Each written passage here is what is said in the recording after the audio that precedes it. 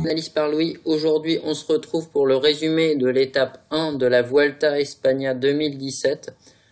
Donc l'étape 1 était un contre-la-montre par équipe qui allait de Nîmes jusqu'à Nîmes. Un contre-la-montre qui faisait 13,7 km avec un pointage intermédiaire km 7,3 au sommet d'un petit faux plat. Cette étape passait par les arènes de Nîmes. Donc décor assez majestueux. Le chrono nous a montré que la Manzana Postobón était une équipe qui était désordonnée, qui avait du mal à suivre les roues, qui travaillait peu cet exercice. Ensuite la Lotto Soudal, où le 5e coureur sur la dernière ligne droite était en souffrance. Il était légèrement distancé par son équipe. Ensuite la Dimension d'attaque qui était une équipe compacte. La Cannondale Drapac était désordonnée lors de son contre-la-montre par équipe et assez dispersée. La Team Aquablue Sport est une équipe organisée et compacte. La Team Emirates a malheureusement subi une chute, celle de Atapuma et de Federico Zurlo, juste avant l'entrée dans l'arène de Nîmes. Sinon, le chrono a été bien géré malgré les chutes. Ensuite, nous avons la FDJ. Cette équipe était organisée et compacte. La Bora Hansgrohe qui était également organisée compacte et qui a pris des risques et cela a payé grâce à cela a payé au vu de leur performance. Ensuite nous avons la Cofidis qui a absolument pas pris de risque. Un chrono fait à fond, malheureusement dernière position. L'effort des coureurs assez mal géré. Ensuite, la Team Sunweb qui était très organisée, grosse prise de risque et un bloc assez compact. La Lotto Jumbo avec malheureusement la chute exactement au même endroit que la Team Emirates pour Floris de Tir et Antoine Toloc qui juste avant l'arène sont tombés.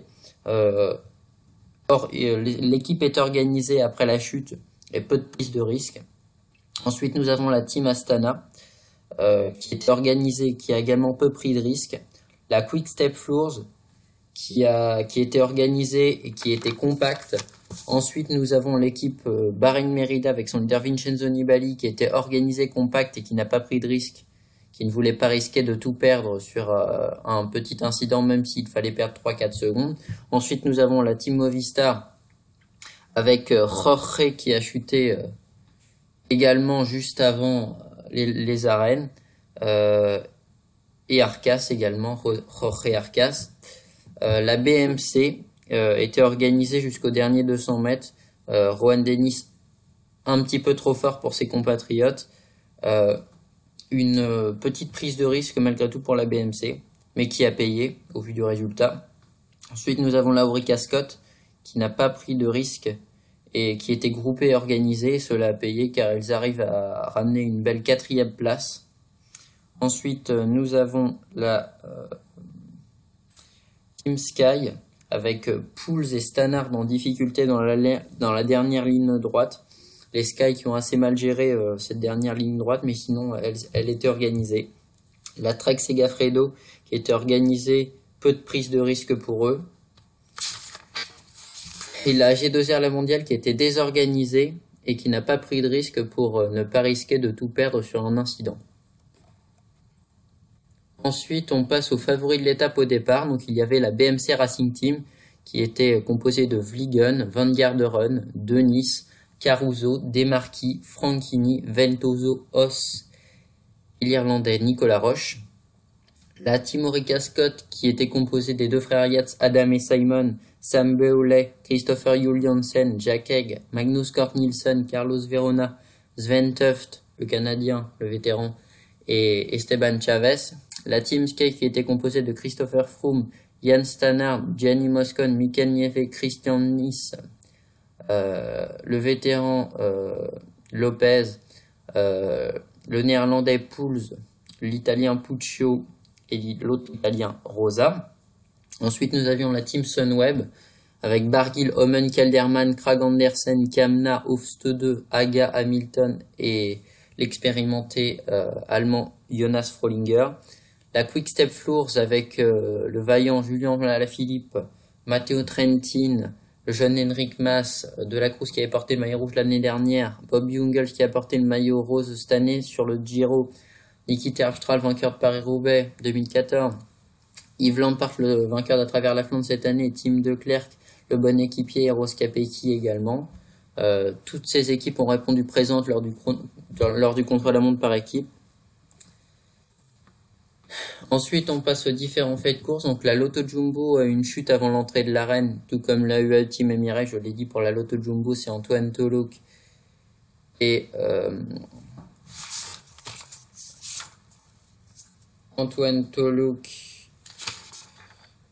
Floris de Tir. Et pour la UAE Team Emirates, c'est Atapuma et Zourlo. Il y a eu également la chute pour l'équipe Movistar avec Jorge Arcas avant l'arène. Et la Lotto Soudal et la Cannondale, où un 5e coureur assez faible dans la dernière ligne droite, donc un petit peu de perte de temps, et l'effort également assez mal géré des Sky dans la dernière ligne droite, avec Pouls et Jan Stannard en difficulté. Ensuite, nous avons le final de la course. Donc le final de la course était une ligne droite. Le dernier kilomètre était vraiment tout droit, où on pouvait emmener du braquet. Beaucoup de coureurs ont eu mal dans la dernière ligne droite. Le résultat est la BMC Racing Team qui gagne le contre-la-montre en 15 minutes 58 avec plus de 51 km/h de moyenne, ce qui est assez rapide pour un contre-la-montre par équipe aussi escarpé. La Quick Step Floors en 16 minutes 02 qui perd 4 secondes sur la BMC. La Team Sunweb également 16-02, tout comme la Quick Step, également 4 secondes de perdu sur la BMC. Et la Team Sky en 16-07 qui perd 9 secondes sur la BMC, ce qui n'est pas irrémédiable. Et l'Orica Scott un petit peu plus loin que les 4 premières équipes, en 16 minutes 15 à 17 secondes des BMC. Ensuite, je vais vous donner mon flop et mon top du jour. Donc, mon top, Elabora Hansgrohe, qu'on n'attendait pas si bien placé, à la 6e place à seulement 21 secondes des spécialistes et des champions du monde en titre du contre-la-montre par équipe, la team BMC Racing Team.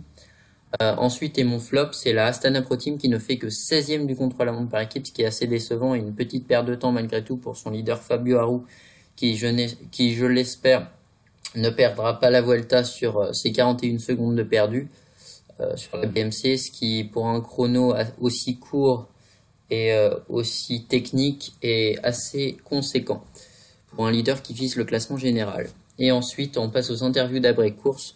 Donc, je cite le vainqueur du jour, Rohan Dennis, enfin avec toute son équipe, mais c'est lui qui a passé la ligne d'arrivée en tête, donc il endosse le premier maillot rouge, a dit que tout s'est passé, je cite, « Tout s'est passé comme on le souhaitait, nous étions un peu nerveux lorsque les Sky sont arrivés, j'ai pensé qu'ils allaient peut-être nous battre sur la ligne, mais au final, nous étions l'équipe la plus forte.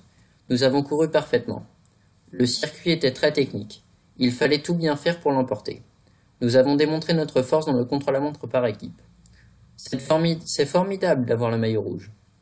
C'est un accomplissement, même en même temps, toute l'équipe a gagné et je suis seul à pouvoir le porter. C'est peut-être le seul point négatif par rapport à quand j'ai eu le maillot jaune, après le contre-la-montre d'ouverture du Tour de France. Je récolte les lauriers alors que c'était un effort collectif. » Ensuite, je passe aux autres coureurs. Donc, une interview de Julien Alaphilippe.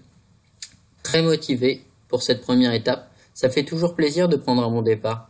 Il y a encore beaucoup de chemin jusqu'à Madrid. C'est particulier de faire 13 km à bloc avec autant de virages et sur des petites routes. C'est très sympa. Je suis très content de prendre le départ de ma première Vuelta en France. Ensuite, Romain Bardet. C'est très violent comme effort inaugural. Je suis content que ce soit derrière nous. Ce n'est jamais facile un exercice comme ça, surtout après un mois sans compétition. Voilà, la Vuelta est lancée, maintenant on va rapidement passer à la montagne. C'est difficile de dire si les sensations sont bonnes après un effort aussi violent. Là, il y a tout qui brûle, on verra plus tard, la montagne arrive dans 2 jours, ce sera un terrain plus propice, plus long et plus agréable.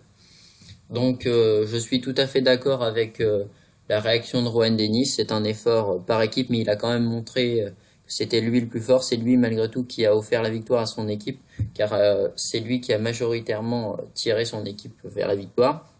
Ensuite, Alaphilippe qui a pris beaucoup de bons relais, il montre qu'il est en forme dans ce début de Vuelta et j'espère que ça se perpétuera au fil de la Vuelta.